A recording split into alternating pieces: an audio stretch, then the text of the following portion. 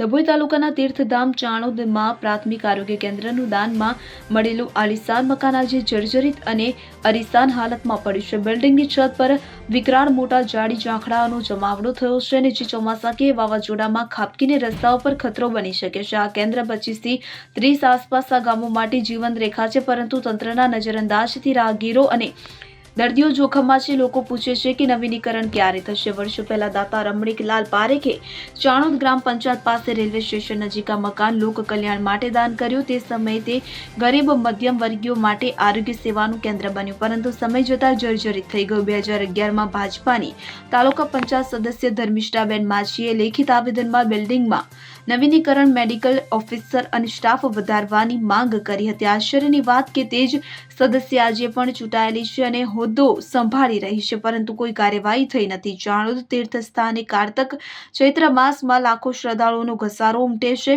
નર્મદા સ્નાન, પિતૃ શ્રાદ્ધ દરમિયાન હૃદય રોગીઓ કે ડૂબવાના બનાવોમાં આ કેન્દ્રની જરૂર પડે છે।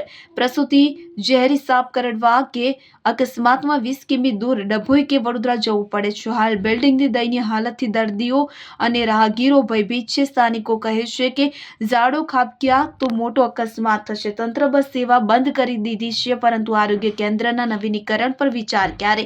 ઝાડો તુરંત કાપીને રિપેરિંગ કરવાની માંગ વધી રહી છે અને આ દાનીય મકાનની હાલત સમાજમાં ચિંતા વધારે છે। મુકેશ ખત્રી, ચાણોદ।